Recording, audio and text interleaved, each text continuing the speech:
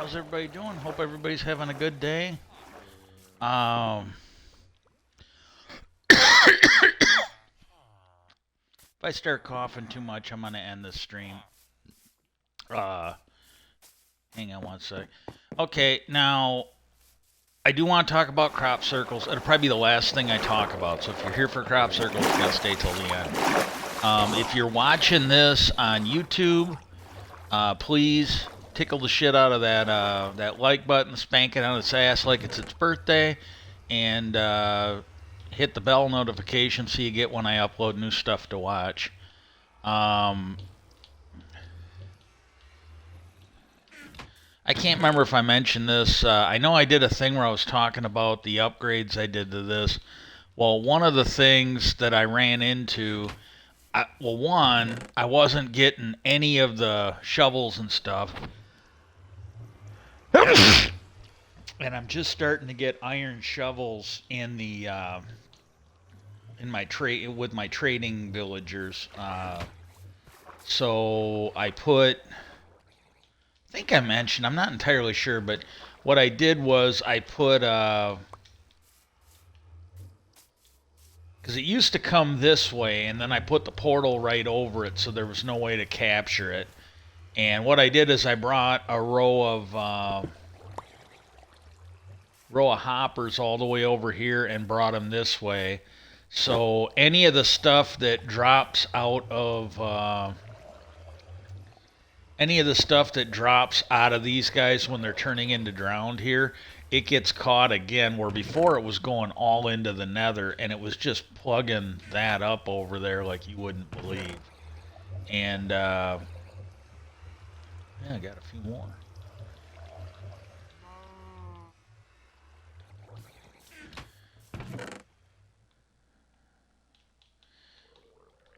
So yeah, you'll get that at the end of the discussion. First thing I want to point out, and again, for the people that consider this politics, I do apologize. I don't. Facts matter. Justice matters. It's not political. I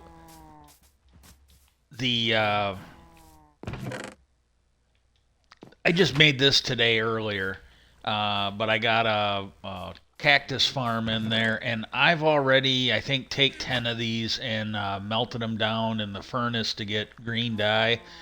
I don't need a lot of it, so I just made a real cheap one, but basically it works automatically. When these things grow up, they hit this and pop off, and I don't know for sure, but I think I'm getting, there might be a few of them here and there that get destroyed on the cactus. For the most part, I think I'm getting most, if not all of them. And I really don't need that much. Well, anyways, in the justice system, I don't know how much you follow the news. She was sometimes called the Kraken Lady. She was also referred to being on Team Crazy. And if you watched, the January 6th stuff, she was the kind of big beastly woman that was just fucking slurping the shit when they put her video up of her deposition. She was slurping the shit out of the diet Dr. Pepper. But she was the one that they brought her in, and she just sitting there so self-righteous. Because what had happened was Trump brought her in, and she, like I said, fellow Republicans referring to her as Team Crazy. The other fucking lawyers were referring to her as Team Crazy. She was one that wanted to send I think she was one of the ones that wanted to send the military in to seize voting machines and declare martial law. Not making this up. And Trump said to, I think, his White House counsel, and he had Justice Department people there. He said that he wanted her made a special counsel because they were going to make her a special counsel, and she'd just go after everybody, basically his enemies list, like, worse than Nixon. And the one White House counsel, he said, well, he goes, you can do whatever you want. There's a process to that. And he goes, I think he said he wasn't going to be a party to it. And so she's sitting there in her deposition, and she's like, well, I couldn't believe how disrespectful they were being to the president of the United States. I would have fired all of them on the spot. Bah, bah, bah, bah. But the thing I don't think she realizes, when Trump met with her later, he didn't get a chance to fire any of them, because they let him know that if he removed the acting attorney general and put the the environmental lawyer in charge, they'd have like a mass exodus of people quitting from the Justice Department. And the guy said, he goes, the story isn't going to be what you want. It's going to be how this guy's ruling over a graveyard at the. Well, anyway, she was brought up on charges with like 19 other people, well, with 18 other people, 19 total. And there was a guy that pled guilty, and he's like a bail bondsman. Well, it sounds like he was heavily involved with her. So he was probably going to bring her down, and her and this Cheeseboro guy, who's apparently from my state somewhere. I hope they throw him under the fucking bus. I really do. Hey, Justice Department, I mean, if this guy deserves it, if you can prove him guilty, don't put him in jail, bury him under the fucking jail. He's from my state, and I'm really disgusted with him. And, well, anyways, she pled guilty, and the news broke today. I don't remember hearing anything about it yesterday. But, yeah, she was the one that, I would have fired him, and then she picked up her Diet Dr. Pepper. I mean, it was really bad. It's like, oh, my God. She probably don't get a lot of second dates slurping like that. Okay, I started this. And usually when I do anything that produces things in color like this, whether it's a wool farm or villagers that are selling the mason blocks, I usually try to put them in order by Roy G. Biv. Red, white comes first, red, pink's a lighter shade of red. Red, orange, yellow, green, and then this is light green. This is a bluish green, and I put that in between green and blue. I don't know if that's right or not. So G is green, and then Biv is blue. And then over here on this side will be indigo, bunting, and violet. And then after the violet would come brown, the gray, and then you'll have black down here at the end. And what I'm doing is every one of these villagers that I'm putting in, this is going to take a while. I might not even be able to do it, but every one of them, like this guy here, I can sell him the white. Wool that I get from this guy. Well, I've been trying for at least a day now, and this usually works. But these guys here are just totally fucking up. Another glitch, but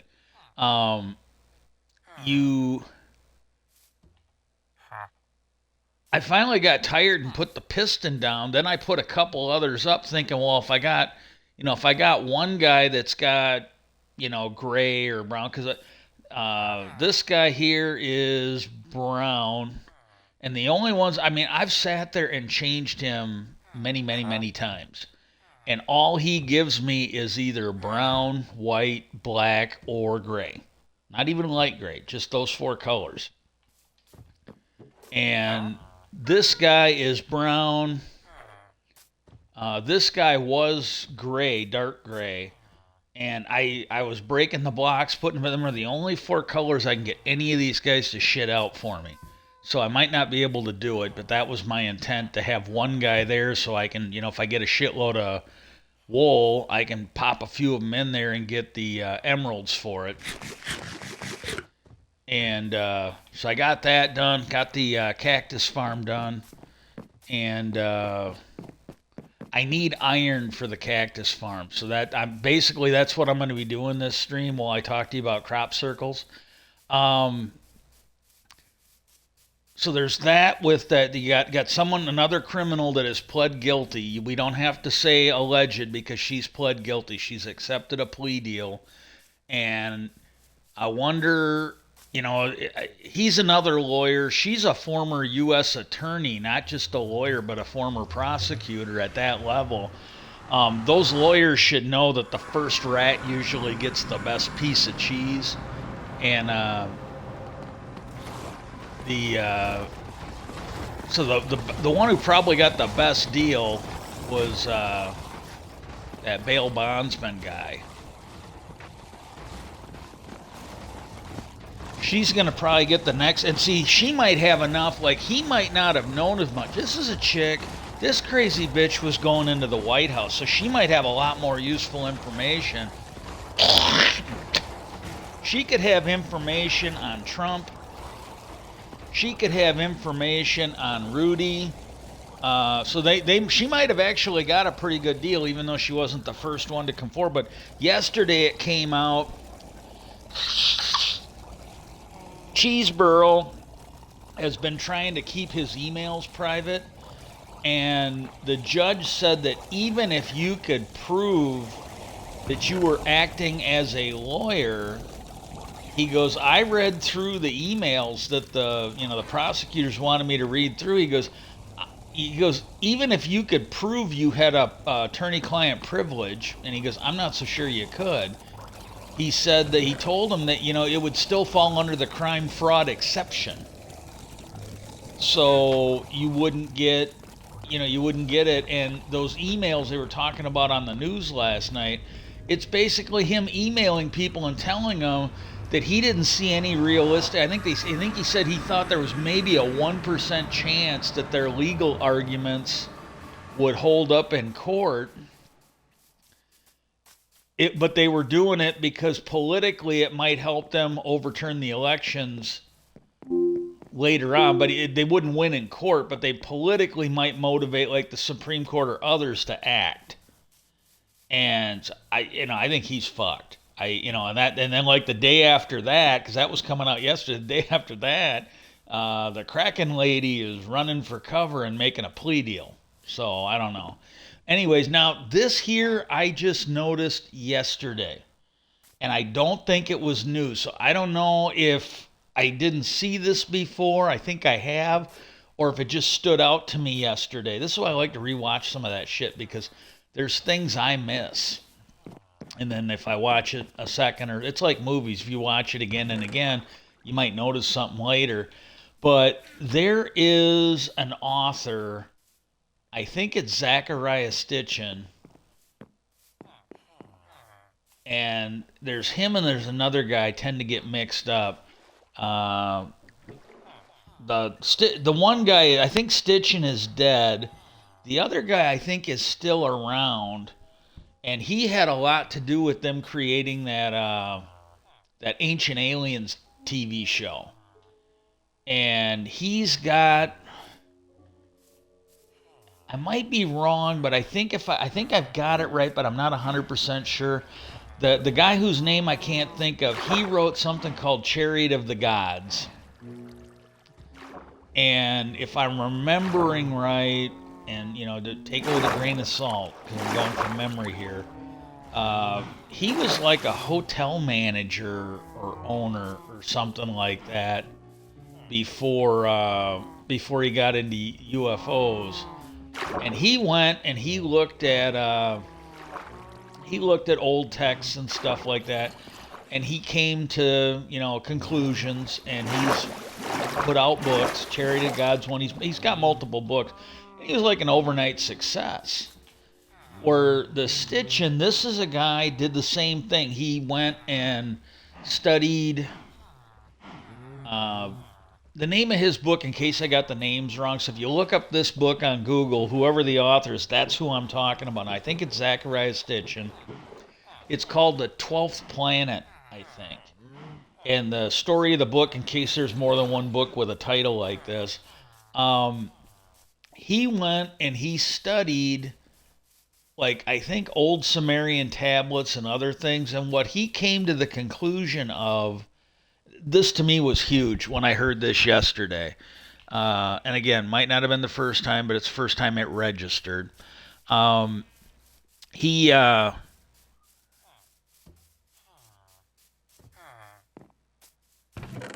he said that there was this 12th planet that had like this elliptical orbit, and it takes like 36,000 years or something like that. I got to see which one that tunes to. Okay, I'm going to go see what he's got. Yeah, he's white wool.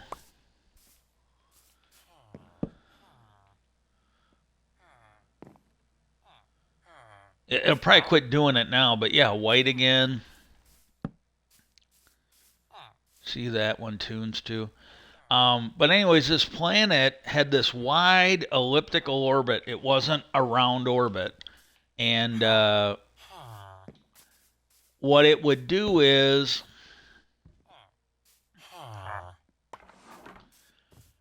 it would come around the Earth every 3,600 or 36,000 years or something like that. And he attributed them to the Anunnaki or whatever that the Syrians talked about.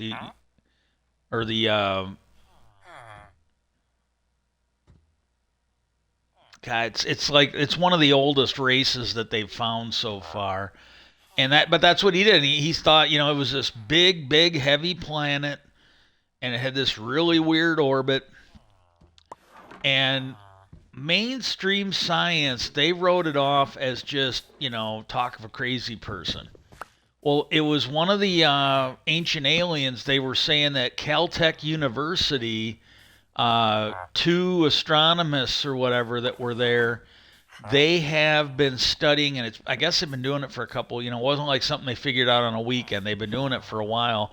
But what they did was they studied the Kuiper Belt, the big asteroid belt, and some of the other stuff on the outskirts of the solar system, and they've been noticing, they've been like tracking any features of their orbit, and they found that there is variations in some of the things that are out there that would only be explained by subtle pulls from possibly one giant planet at the extreme of our solar system that has a really weird, eccentric, elliptical orbit. So they found evidence that supports what this guy said, and he's an old dude. I think he wrote that book like 50 years ago or something like. This is not a new book. It's been out. I read it in high school, and it did not look like a new book when I read it. I want to say that was like 30 years ago. That was like the end of the 80s when I read that. And it's like, oh my God, so they're finding evidence that, yeah, he might be right. And then another thing they were talking about when they did that, there's some kind of a tribe, the Dogon, I think is what they're called. And they, if I ever get the information, I get the time, and I get the the clear-headed day where I can do it, I probably do a whole show on the Dogon, probably do a whole show on Zachariah Stitchin. These guys are worth it, and there's a lot of material there. But I mean, if you're interested, go check him out. But the stuff that he talked about in the 12th planet, they are starting to find scientific evidence that it's true. And then the Dogon, they've got stories, and somebody stayed with them. And again, this was not recently. The scientist at Caltech, I think it was I think that was within the last 10 years that they published that. Like I said, this isn't the first, I don't think this is the first time I've seen it, but it's the first time that it really registered, because it was just like a little drop-in. It was, Dogon this, Dogon that, blah, blah, blah, and they go, oh yeah, and, scientists at Caltech, it was like a throwaway line, and then they moved on to the next thing. It's like, I could have been in the bathroom every time that came on and they were talking about it. And, but the Dogon, they tell this story about this race of people that came and taught them. came to them and taught them, and that they lived in the Sirius region. But the funny thing was, their stories said that they didn't live on Sirius A, or the big sun. They were in Sirius B, the sister sun or brother sun. It's real small and you can't see it, because like Sirius you can see in the sky with the naked eye, almost very bright. The other one you can't tell. You need like advanced equipment, and these stories go back for them a while. I don't know if it's, I think these stories go back, if not thousands of years. They go back hundreds of years, and they somehow knew about this. And so, that's another thing. It's like, well, either these guys were visited by somebody who knew about it. There was some advanced race here that knew about it, or these people, because they basically had the whole story of it. It was like a planet on a smaller sun that was nearby this big sun. I mean, I don't see anything else. It's either we were visited by somebody that knew it, there was an ancient, sophisticated race that knew it, or there were people that were attributed to this that had some kind of a hallucination or some kind of a mental ability to understand this that we don't understand, So who knows?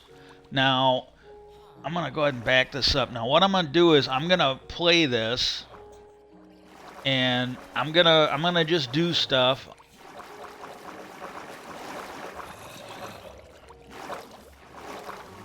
Okay, they're talking about this guy, amateur archaeologist Abdullah Absai. If I'm thinking of this guy, this is a guy, the first time I ever saw him on this, and it might not have been the first time he was on, he was dressed like the Egyptian or the Arabic Indiana Jones, but he didn't have the sidearm, he didn't have the whip.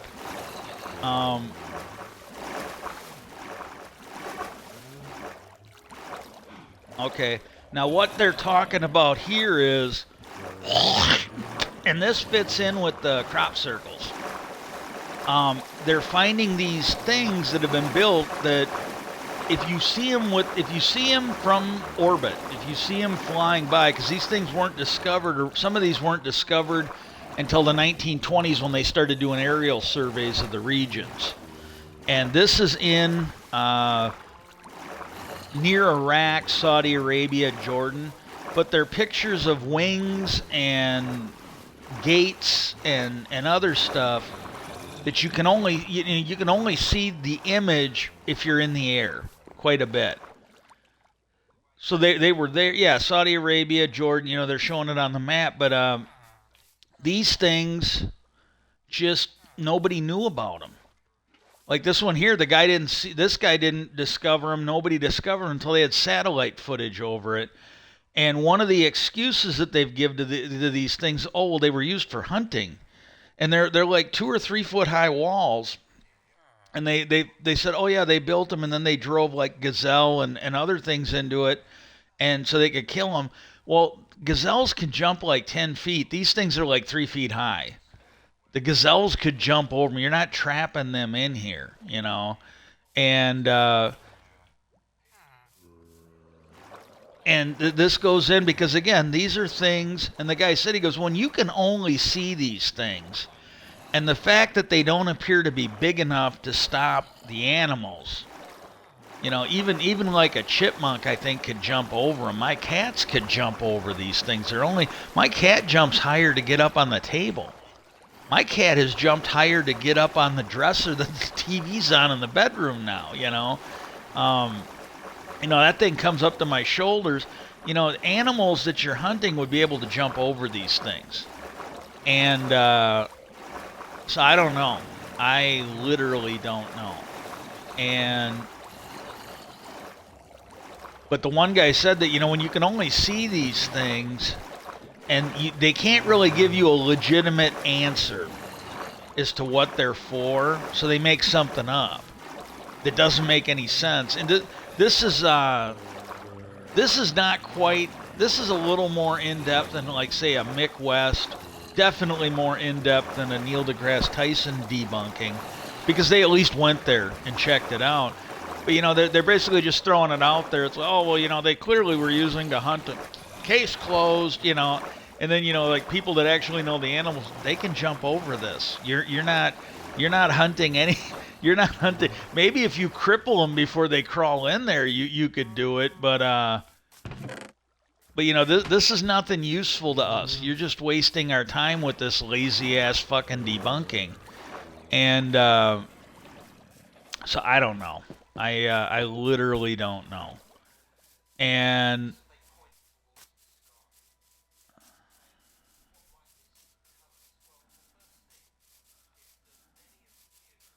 oh, okay. The call to action. All the people you vote for at any level, if you don't mind, and I understand that some people might not want to, write them, call them, send them a postcard, drop a line to them on the internet, ask them to legalize assisted suicide. I am sick. I can't get on disability. I honestly think it would be easier for you to get them to legalize assisted suicide than it would be for you to get them to fix disability and welfare and all this other stuff, so that I can actually, get some. And the thing is, even if that was true, I'm watching what my brother goes through. They don't pay you enough to live on. They pay you barely enough to fucking eat. And, it, just minimum wage should be a lot. Minimum wage should be about twice what it is now, maybe 3 times, because I don't. State or federal minimum wage, I'm not entirely sure if it's still 7 something or if it's up to 10. If it's around $10, it needs to be a little bit more than double. But if it's still 7 something, it really needs to triple or more. Because if minimum wage had kept up with inflation when it was created, it'd be about $25 an hour. So when you see these union people out there, when you see like SAG trying to get money for the writers, these guys were not making a lot of money. They are basically fighting for what minimum wage used to be. And they should not be making that. They should be making more. That should be the minimum wage for the person at Starbucks, for the person working at Walmart. The $25 an hour should be the minimum wage for them. Your union people doing hard skilled jobs, your writers that are doing hard skilled creative jobs, they should be making more than that. They really should. And if unemployment, disability, welfare, if all that was based on $25 an hour or close to it, we would have a much better lifestyle in this country. We really would. The Republicans want to keep that down. They can't bring slavery back, so keeping the minimum wage down is about as close as they can get. And but please write them. I couldn't get on disability. I would really greatly appreciate it if you could get something done about that. That would be a big help to me. I just, is what it is. But the world we live in, where nobody really gives a fuck. I mean, look at what's going on now, and these are my people. These are people on the left. Well, maybe not my people, but they're on my side of the political argument. Israeli was attacked by terrorists, and you've got people out there acting like the Israelis are the bad people here. And I really didn't know how to put words on it. I'm just like, oh my God. Somebody on Threads made the comment, and I don't consider this political. It's terrorism. Terrorism should be a unilateral, bipartisan issue. I honestly think the head of Israeli, that Netanyahu, I think he's a war criminal. I think he should be tried. I think he should be put in jail for it. I really do. But my God, after 9/11, and they brought this up in the movie Love Actually, for the most part, after 9/11, there were a lot of Arab countries. They were not protesting. They were not out there walking like what they're doing now. They were not out there walking on the American flag, pissing on pictures of our leader. Overwhelmingly, most of the Arab country were out showing support and love. I mean, they really were. Maybe not everybody, but a lot of them were. You're not seeing that now. There's a lot of them. They're ready to blame Israel, even though there's no real evidence of it. In fact, it just came out that the Palestinians blew up their own fucking hospital, and then Hamas tried to blame it on fucking Israel. But there were people that were on threads. This was like right after it happened. I don't know if it was Saturday, Sunday, or Monday, but it was right after it happened. And you had somebody that responded to either something I had posted or something he had posted, calling for, oh my God, that this is all Israel's fault, blah blah blah. And they were saying that the land needed to be given back to Israel, that there'd be no peace until the land that was stolen from not Israel, but until the land that was stolen from the Palestinians was given back. And the guy in question, he goes, and this was no conservative guy. This guy's maybe not as liberal as this person, definitely not brainwashed, but this person made the comment that they're in our country, and he goes, I don't know what country you're in, but he goes, in our country we've got people that are just like you. They act like, oh well, America has to give the land back to the Mexicans, because there was some of this land that was taken. I'm taken. I don't know if I don't want to get into this because I'd want to look it up and know a little bit more about what I'm talking about. But there's some land in the U.S. that used to be inhabited by Mexico, Texas, New Mexico. It's right in the name. Arizona, Southern California. But my understanding, and I might be wrong, but my understanding is Mexico didn't own that. Native Americans originally owned most, if not all, the United States. So, and that, and that was the thing I brought up. I go, going on what he said, I go, yeah, there are people that think, America should be giving the land back to Mexico. And I go, and like he said, that's never going to happen. Just like I don't think we're ever going to see reparations for slavery. If you bring me a living slave who is alive during that, yeah, I think you could get reparations for that. I don't think you can get reparations for the grand and great grandkids of the ones that were actually shit on. I think that's something where they're just going to have to grow up, put on their big girl, big boy pants, and just fucking go get a job and or get some help, but you're not going to get reparations. And again, maybe I'm wrong. If they did it, I don't think I'd be offended. I just don't see that happening. Just like I don't see the land going back to the Native Americans, I don't see the land going back to Mexico. Not saying it's right or wrong. I think that's the reality of it.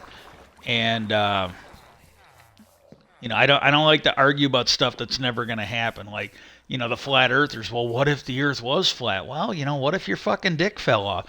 I'm not going to sit there and discuss this shit when it's never going to happen. And you tell that to a flat earther, they're going to go to Bangkok and fuck somebody with disease until their dick actually fucks off. Hey, look, it fell off. Yeah, you got bigger fucking issues than the fucking earth, buddy. But the... so that was brought up, but I said, the thing is, with you trying to say that the land has to go back to the Palestinians because, 40 years ago, 50, 60 years ago, they owned it. I go, if you can go back a couple thousand years, I go, the Jews actually owned it. I go, the Palestinians were more or less squatting there.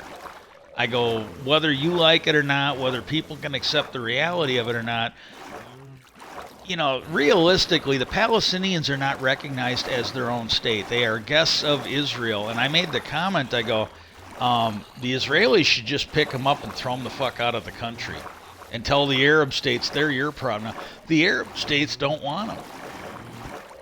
And here's the thing, when the Jews lost their land, centuries ago, They didn't start terror bombing people. They grew up, they moved on, and they went somewhere else. That's what they did. And after the Holocaust, after what happened to them in World War II, the world more or less agreed, okay, we need to give them their land back. So they basically took it back from the squatters, the land that was traditionally theirs. You know, the area where there was Solomon's Temple, the area where the Crusades were fought, was all given back to the Jews. They originally owned it. You know, and if you don't understand that, pick up a fucking history book. I don't care if you're on the left or the right. If you don't understand that, pick up a fucking history book. That was their land. Back as far as recorded history goes, that was their fucking land. Maybe if some Sumerians or Babylonians come back, they could make a case for it. But you know, they're pretty much dead cultures. They don't exist anymore. So you know that was their land. It was just given back to them. They didn't steal anything.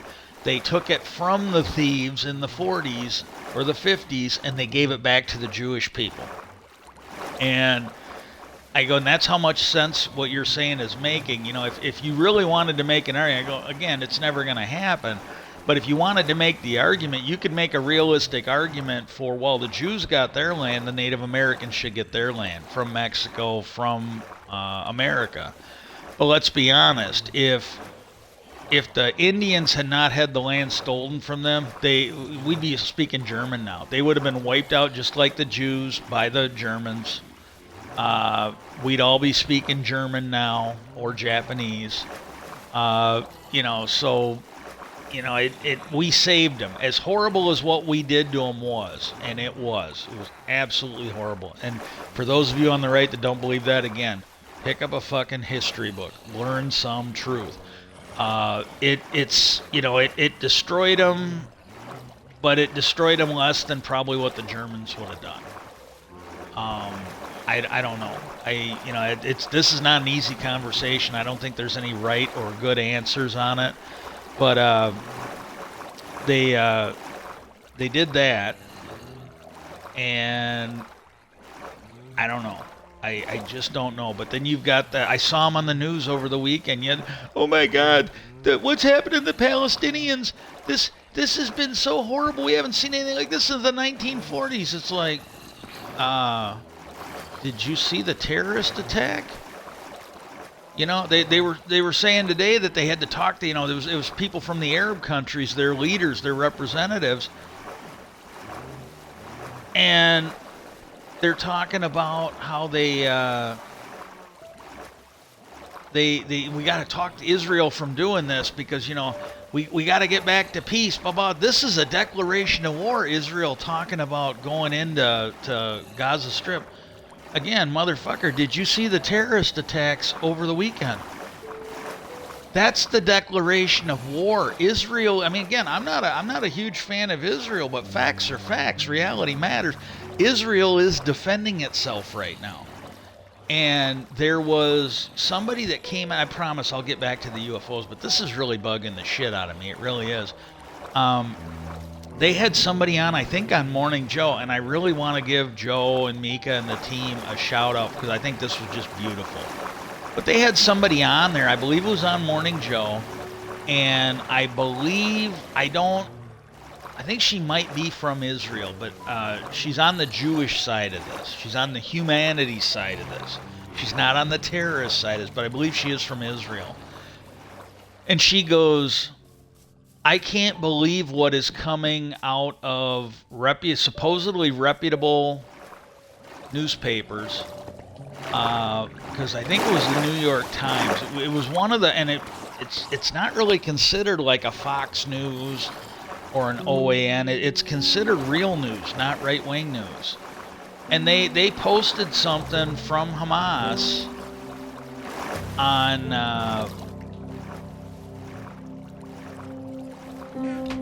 They posted something from Hamas on Hamas claiming that Israel had bombed a hospital. And over this past week, it took a few days, but they were able to get the images. Israeli intelligence had intercepted some phone calls, and what they found was the damage from the missile looked more like an Israeli missile strike. Wasn't very good. And they said if it was one of the Israel bombs, they showed you this is what an Israeli bomb site looks like. This is what the hospital looks like. This is what a Hamas bomb site looks like. It looked more like the Hamas. It just didn't. They said if this was Israeli, they would have brought the hospital down. They wouldn't have had this shitty little fucking explosion like they did. They also had a phone call, and they said when you translate this phone call, it's Hamas terrorists discussing that they accidentally hit the hospital with one of their missiles. Apparently, according to the president, his intelligence said they did their own study on this, and what they found was that the Israelis are right. This was Hamas. And she was on there. She goes, I don't get this. And they go, well, they debunked it and blah, blah, blah. And she goes, what I'm getting at is, she goes, back in the day, a paper like that would have never taken a quote from Nazi Germany and ran it like it was a factual piece. And she's right. Fox News, the Fox Newses of the day might have, but they wouldn't have been on national TV. But, yes, the right-wing stuff, they absolutely would have done that. They would have. Fair enough.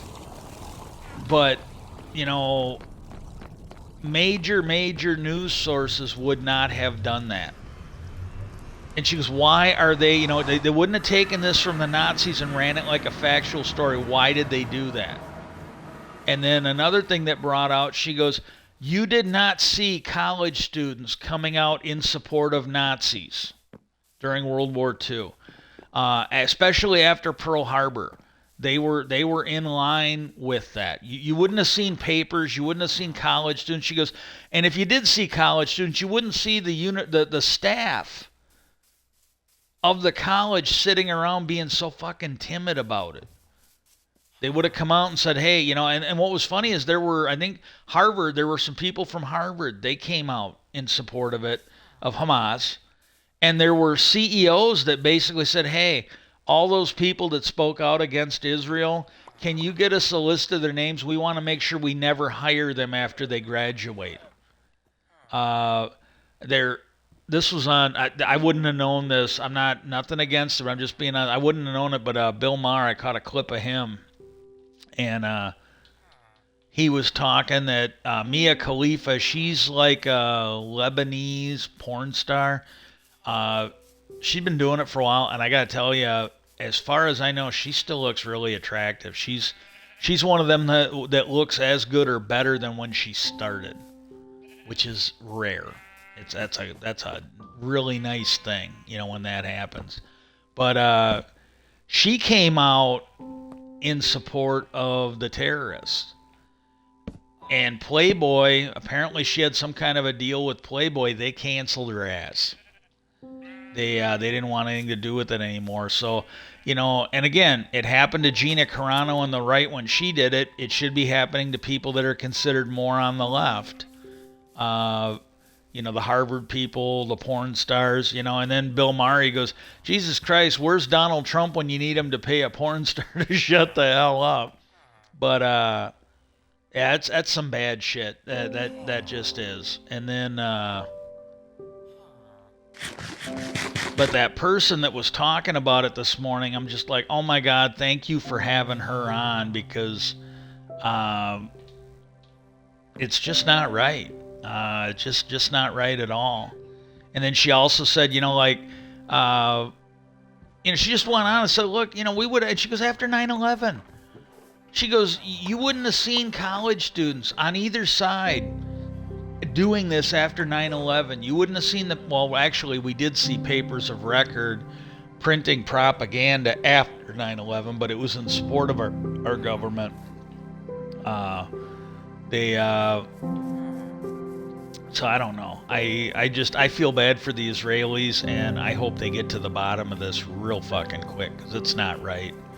Uh, well, anyways,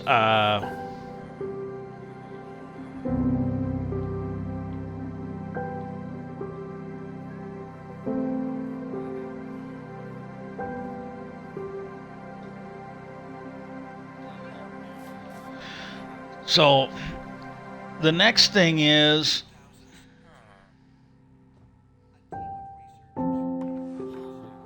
okay, this is ancient Egyptian billboard could rewrite history of hieroglyphs. And what they found is all these carvings on the side of a mountain or whatever is what it looks like.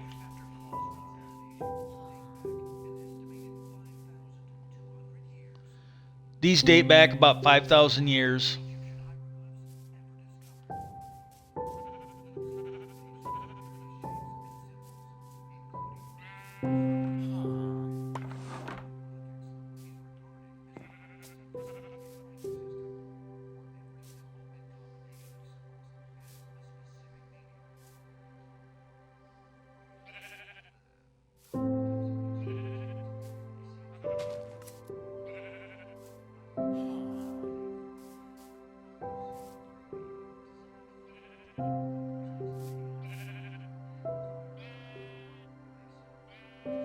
The way they're talking now is it's all these hieroglyphs, and they appeared about 5,000 years ago. And he said there's no evidence of what caused them.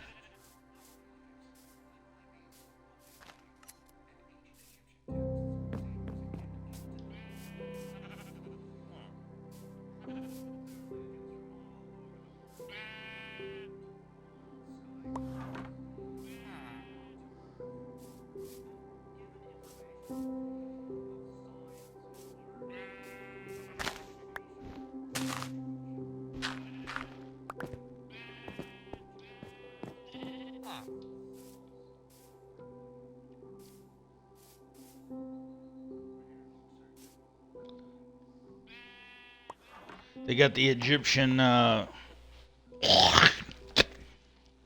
Indiana Jones. I've only seen him as one. He's got the fucking hat. He's got a shirt, sleeves rolled up like him. The only thing he's missing is the fucking jacket, which is probably too hot for the jacket, the bullwhip, and the pistol. That's all he's missing, and he'd have the look completed.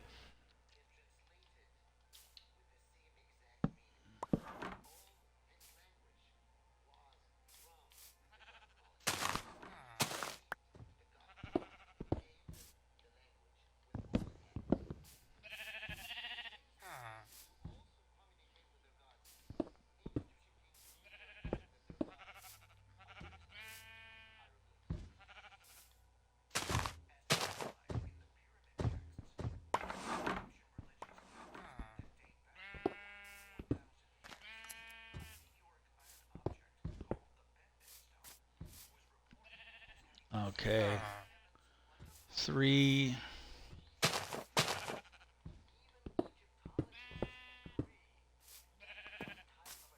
4.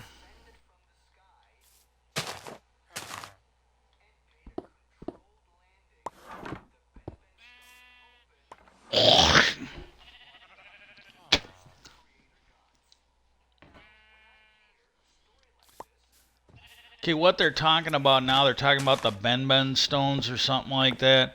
And the stuff he's talking about, I really don't know enough about it, so I'm not gonna. I wanna, if I wanna know a little something about what I'm talking about if I'm gonna have it on here. Okay, 1, 2, 3, 4, 5, 6.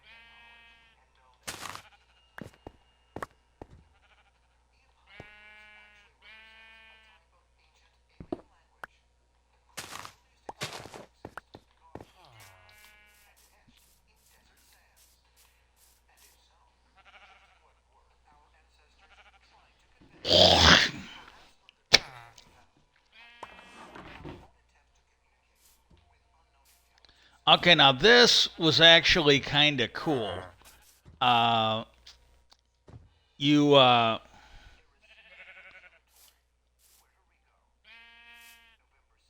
this they're talking about Puerto Rico Arecibo. It's the radio telescope because they're talking about our attempts to communicate with.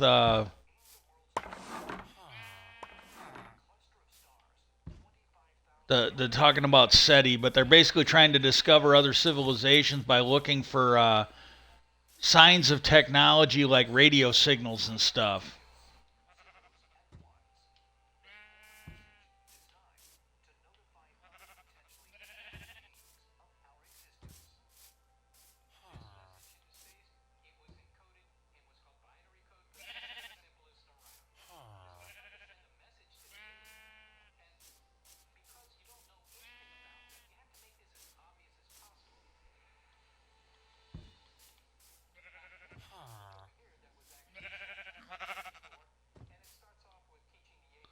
Okay, I need to go back 5.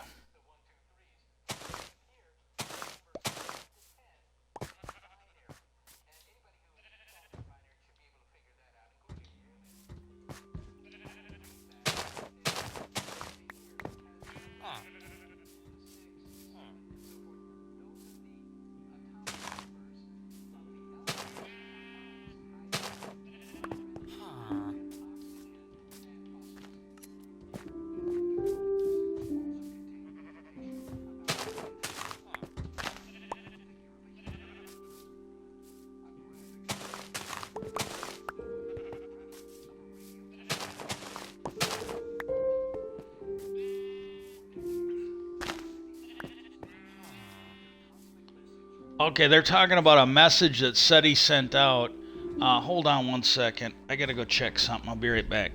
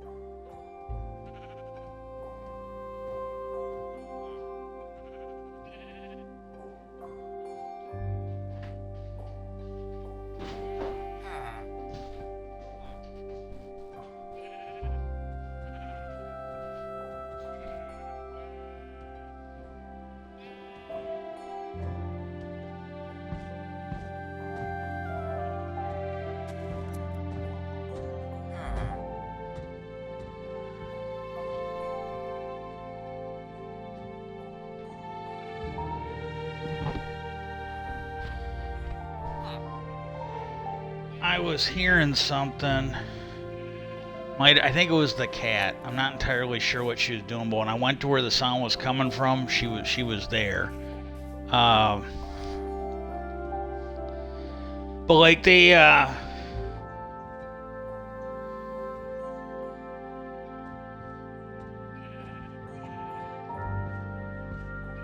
on a second.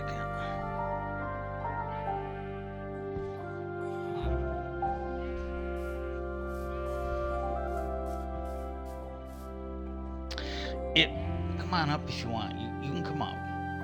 Yeah, you come up. You got like an hour for supper. I'm gonna stream until it's your supper time. So I need you to be a good girl for me, okay?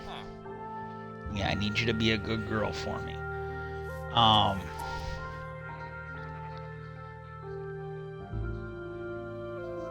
they're talking about SETI sent this message that was in binary, and this was back 70s or 80s, I think. And 74. It was sent in binary, so the first part they sent was binary 1 to 10.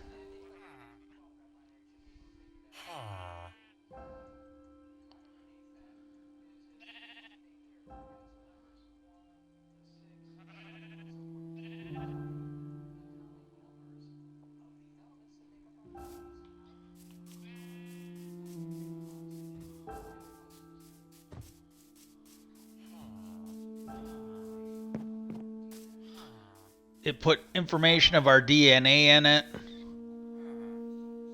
graphic of the solar system. And, I think it's entirely possible that the ETs might have been able to figure that out. Maybe they didn't.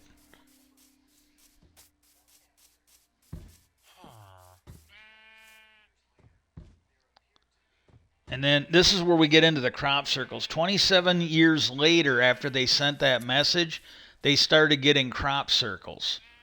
And I think I'll put it back on if I need it, but I think because I just want to give you the general view of it, and then if this interests you, go look it up. But the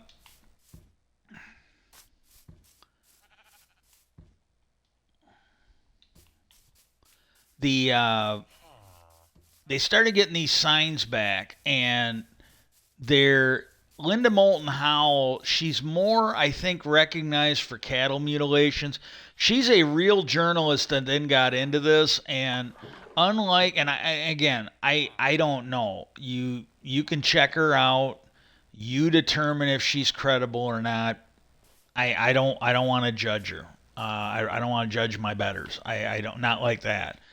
Um, because she may have been somebody that got into UFOs and then, you know, went that way because she wanted to, and she could have been somebody that got into UFOs and kind of went the way she did because just like in the military, just like in civilian airlines, the minute you start talking UFOs, your credibility can be shot. George Knapp, for the most part, he's an award-winning journalist. He has more or less kept his rotation or reputation, even with the bouts of ET. He's really done a good job of it. Okay, I got to make some more of these, but I got enough to get started. Um, okay. So 1, 2, 3, 4, 5. So it should be on the last one. Okay.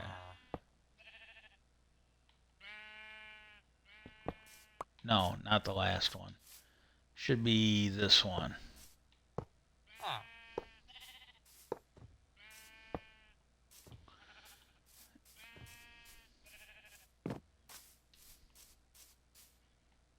And then I will go get... No, I got some.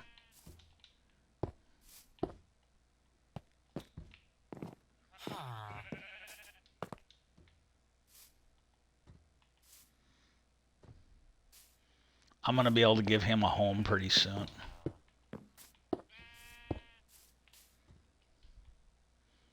She's being such a good... She lays on my arm.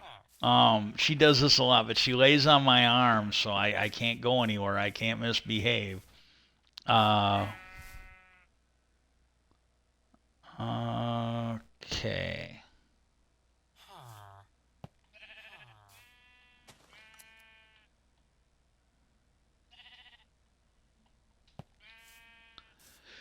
Okay, I got my chess.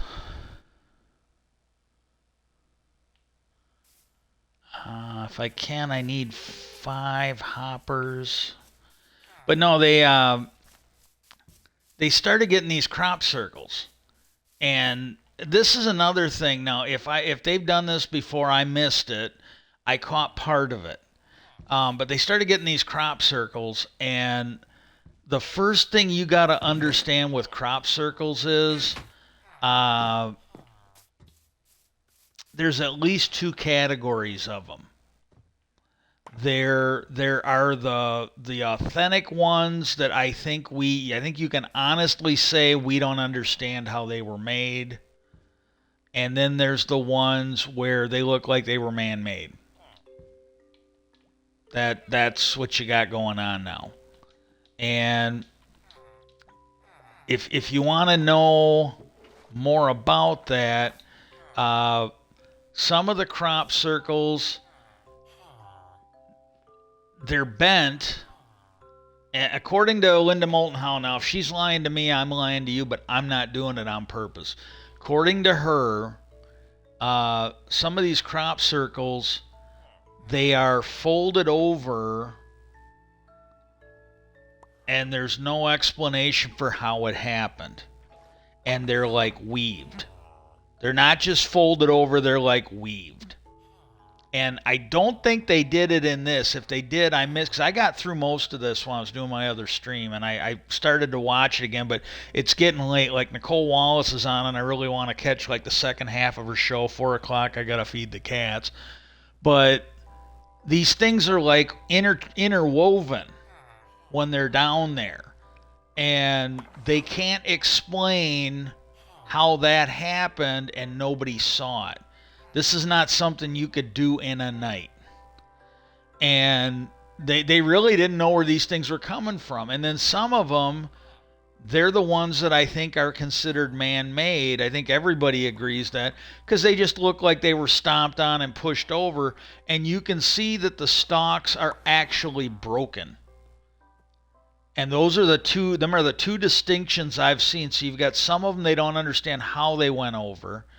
And you've got some of them that clearly can be explained. And then at a certain point, and I think this was back in the 80s or the 90s, the well, I think they said 26, so it would have been the 90s when these things started coming up.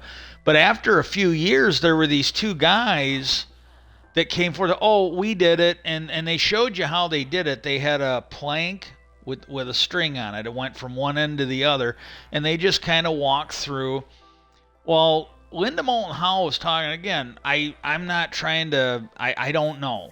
She comes off as credible. She's been doing this a while, but I don't really know for sure.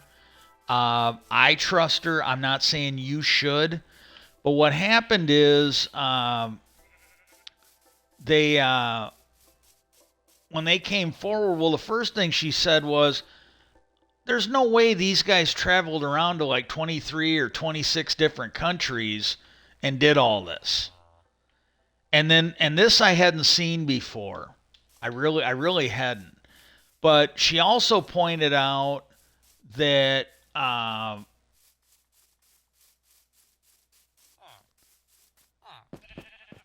let me do this because I want to explain in case you want to build one of these. I want to explain to you how we're doing it and what it does. This is one of the more intricate things I've done. Everything else I've done is kind of simple. Like you looked at that cactus farm, you can freeze frame it. That's pretty simple. And some of the other stuff I've done, it's really simple. If you just freeze frame it, you can see, oh, I put pistons in there and I hit a button and they knock the dripstone loose. Oh, I've got chickens in a pen with hoppers under them. That's how they collect the eggs. That those are pretty simple. This one's a little more, and I think the one I saw doing this, it was either Silent Whisper or it was one of the Hermitcraft guys that I got this from. I did not invent this, but the she's like, these guys didn't travel to 23 or 26 different countries and do these. And then she showed you pictures of what they did and the ones that I don't think anybody in their right mind is going to think humans did it. Theirs were not very precise. They were really sloppy. Where the other ones, they look like they came off of a fucking laser printer. They're so precise. And again, I don't want to put this in the category of Mick West or Neil deGrasse Tyson. It was a much more sophisticated attempt to, bogusly debunk something than what West or Tyson does.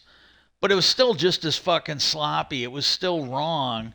And but yeah, that's what they got, where they have that. And again, you gotta just like cattle mutilations. My understanding with cattle mutilations is there's some of it. It looks like, and it might even be the people that are making the complaint. They've got a farm that's failing, and if they ask for, if they claim cattle mutilation, maybe they'll get some help. And but there's some of these cattle mutilations, the experts cannot explain it. My understanding is they've had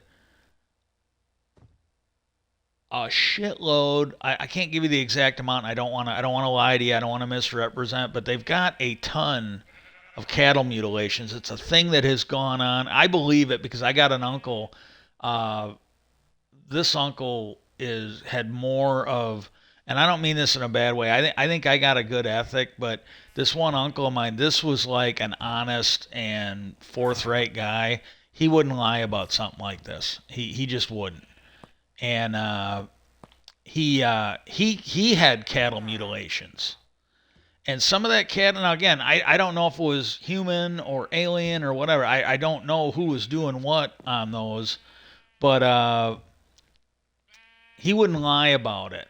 But some of those, when the experts have looked at it, they think it was mundane. And then there's some of it, they're pretty sure that you can't really explain how it fucking happened.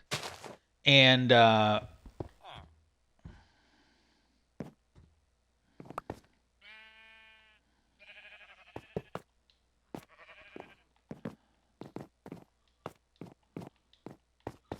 you just can't explain how it happened. And well, anyway, so I'm going to try and not lose my thought on the UFO stuff. What we do is you've got the hopper, or you've got the chest, and you can see a finished one over here. It's collecting my light blue wolf.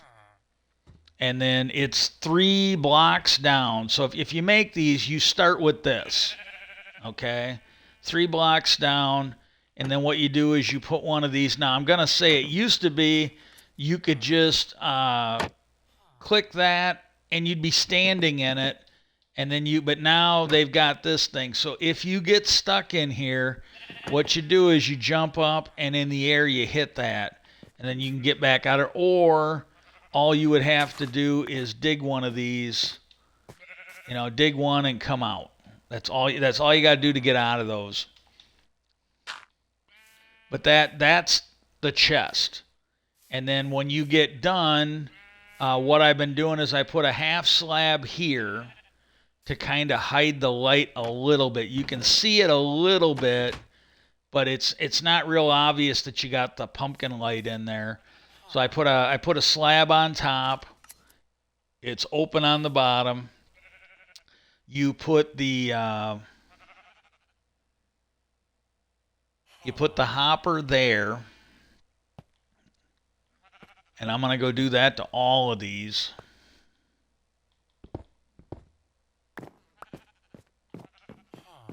Now, if I'm having a bad day and my hands don't want to work with me, you can actually hit these from up here because it's an item that you can action on. You got to crouch down, but just put your hopper there.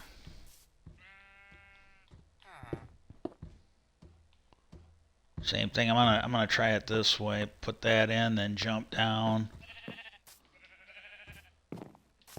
And you can. I when I did the first one, I had these all open, but I was doing this one in a hurry because I'm on the stream.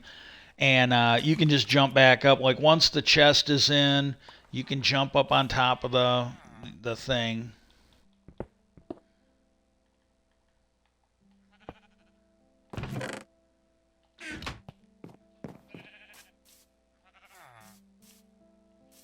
Okay. And I'm just going to use this one.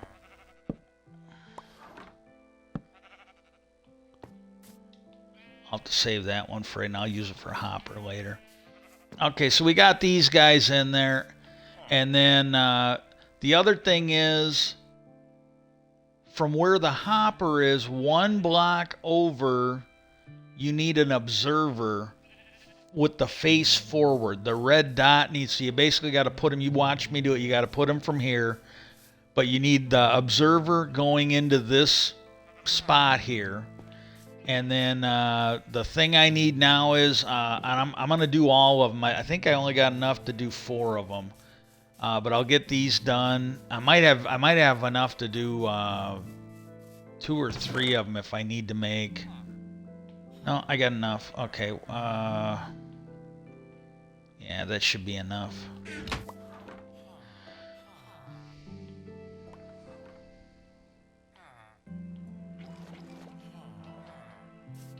Okay. And we need oh shit, I ain't gonna got some iron here. I'm gonna have to cut trees after this because I'm running out of wood. And we're gonna go ahead 1, 2, 3, 4, 5, 6, 7, 8, 9. Okay, I'm gonna go ahead and make 4 hoppers.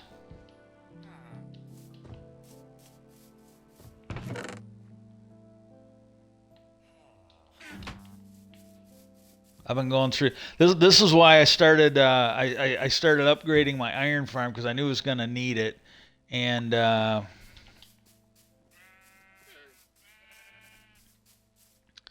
okay, now what you got to do here is I might need to go get some.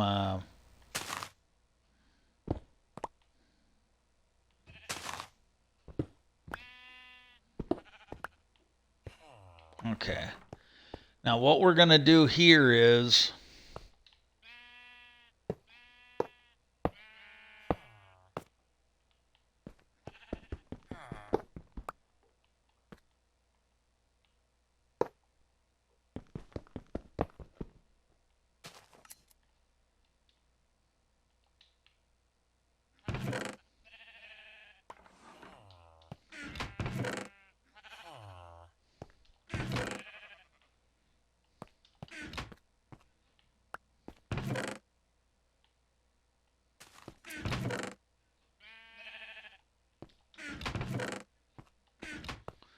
okay, I can only do because I got to get some more. I'll just show you on 3 of them because what happens is if you put them down singly, this is the way it is with all minecart tracks. If you put a single one down, it's going to be orientated. It does not matter which way you're facing. And if I'm not mistaken, oh, look on the map here. Yeah, it looks like it's gonna orientate with north south. So if you want it to go east and west, you have to put a second track down. And the same thing, like if you wanna, certain things you wanna do, as soon as you put a second one down, it will rotate. So if you want you want multiple tracks. Like if I wanted every one of these to be facing like this and I was going to have them right next to each other, what you would have to do is you would have to do like a track here and a track on that side, and it will keep this one in the middle. Then you do 3 tracks here, and then you can break these 2 tracks, and this one will stay. But the minute you put one down in the middle, like I can show it. Well, no, it's going to take too long because they're going to get sucked into that hopper. Well, then what you do is when you get that done, start putting these tracks down. Now that one I can't do because I can do that because I can just put it on the other side. But you put that there, and then now when you put these tracks in,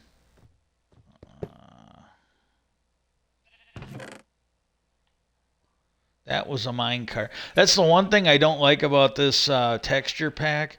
The minecarts and the hoppers at a quick glance, they don't look exactly alike, but at a quick glance they kind of do.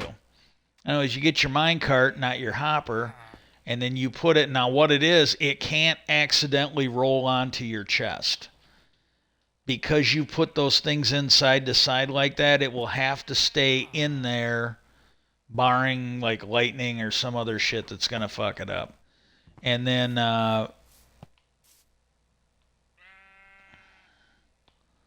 Now, what's going to happen is you got the mine carts in there. You got it sitting on a hopper. The hopper is going. You saw they all work because the stuff went into the chest through the hopper. Oh shit.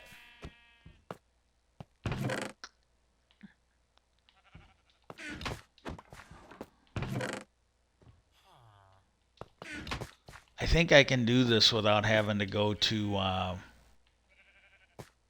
think I can do this without going to the. Uh,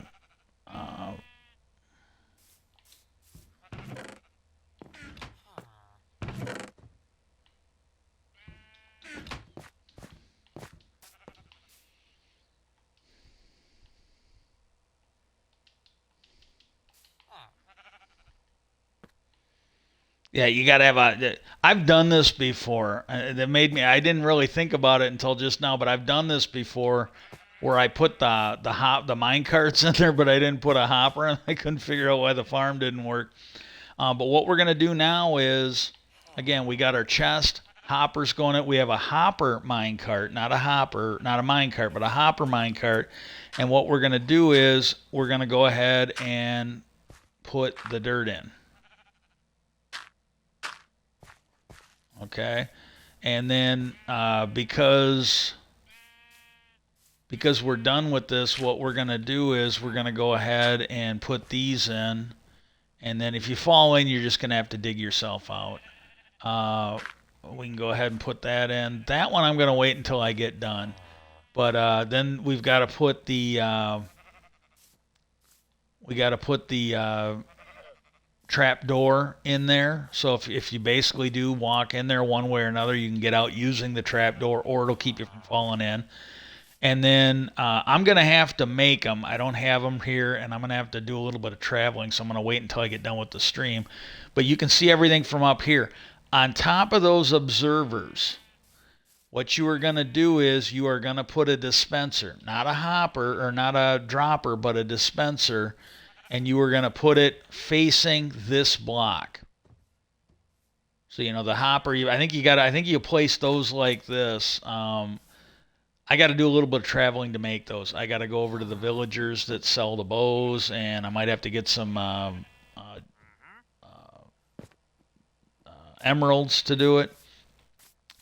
But you put the dispenser on here, and then on top of the dispenser, you're going to put a hopper. On top of the hopper, you are going to put a chest, and then no matter what, you will be able, even if this gets covered up, even if it's not easy to get to, you can put more shears in here, and they'll go down, because this is going to go through a fair amount of them. And but you got that, and then what you'll do is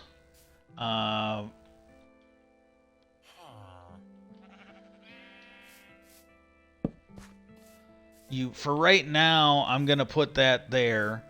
And then what you will do is, as I get a villager that deals with that, like as soon as I get a villager that will buy blue wool, I will replace that with the workstation for the villager, and I'll put them in there. But for right now, so if I need to make a villager for something else, I don't have umpteen villager trying to turn into a shepherd. So I just put this way, the sheep can't get out, nothing can get in, and it's lit up. It don't really need to be there, but it is a block I'll be able to break real easy when I want to put a workstation in there. I can basically put a workstation down, put a piston on, and push it in. It will break that. Done deal. And then what happens is you should be able to try one of these. If you've done everything right, if you have the hopper minecart on the hopper going into your chest, okay? If you got all that done right, what'll happen is every time the sheep eat that block of dirt, so they grow their wool back. Like if you guys don't realize it, that just happened. All of these sheep don't have any hair. They've been sheared. and you want to keep those things full of shears. But what happens is every time they eat the grass, it triggers the observer. The observer the observer fires into this box. You got to build it right. The observer has to be pointed that way. The red dot has to be pointed to the back. That red dot will light this up. It will light the redstone up. It will fire the dispenser. It will cut the wool. And so you will, after, I just did these between yesterday and today. And this guy's got, overnight, 5 stacks of wool. Not even a full day. Come on. My hands are acting up today. I'm doing the best I can.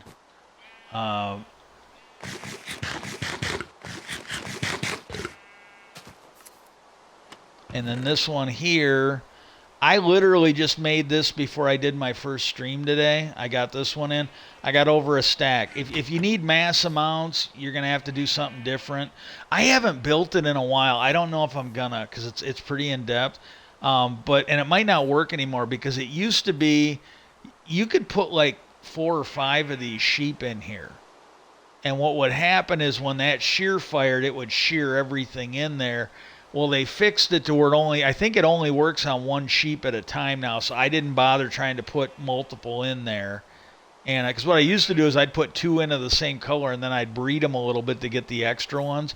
And you could get some pretty you could get some pretty hefty amounts of sheep in there. And now I just got 1, but again, overnight I got 5 or 6 stacks of wool, and it ain't even a full day. For what I'm doing, that'll be enough. If I need more, I'll work on something later. But then I think it's only got to come. I think I got 9 on that side, so I really only need 7 here. So I might be all the way. I might have to do 1 more, and I might do some upgrades to it later. But I'm getting this within a couple days. I should have the wool farm done for all of them. And this one here, as soon as I get the redstone on this and I get my dispenser, I can move my... yeah, I already got a blue sheep. I can move my blue sheep and my green sheep. And then after blue...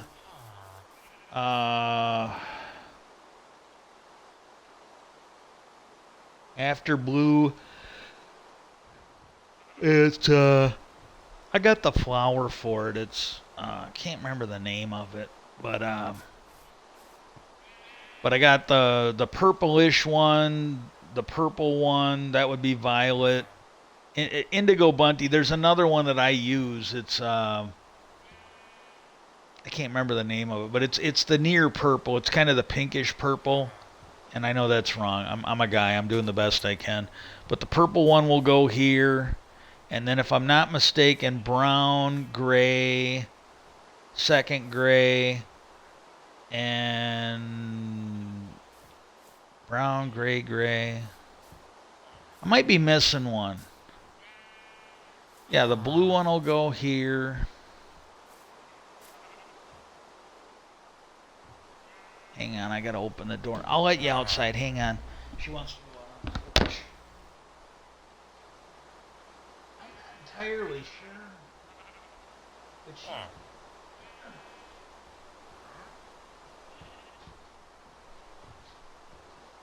can let you out on the porch. I can let you want to go out on the porch. You want to go out?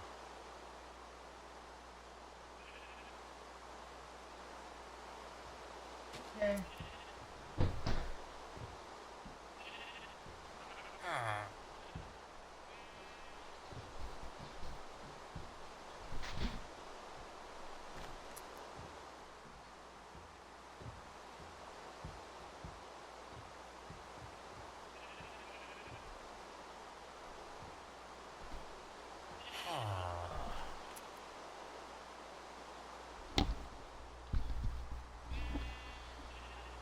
I don't know. She did this once before, but yesterday she went out there 3 or 4 times, and she'd go over by the door. I'd come over and open it, and I think I was leaning over the desk to get it. But I went over there today and she just changed her mind. But yeah, I'll have to look, but because there's 1, 2, 3, 4, 5, 6, 7, 8. Okay, there is 9. So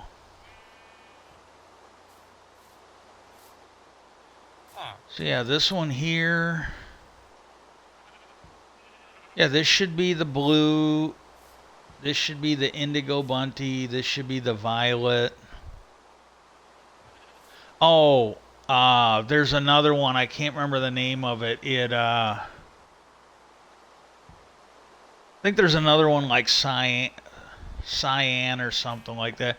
There's the one that's over here. That's the cyan. I think there's another one like that. I'll have to look them up. But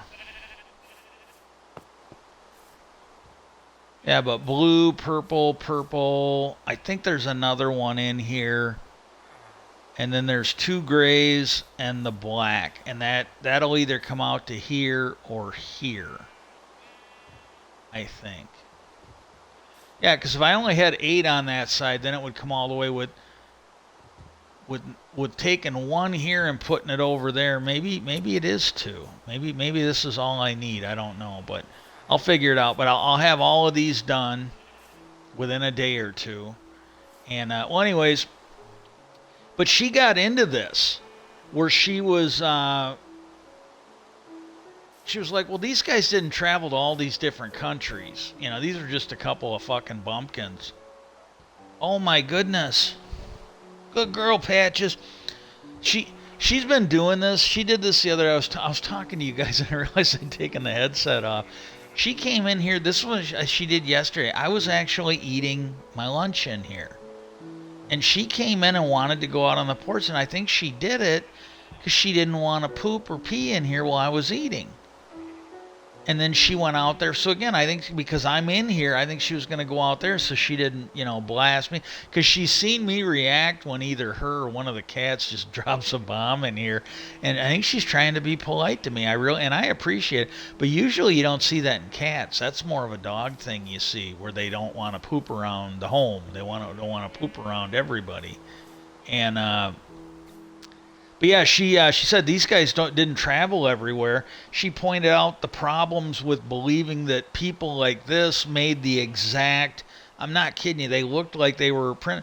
Well, then the other thing they talked about in here is there's been talk of these crop circles that go back like to the 1600s.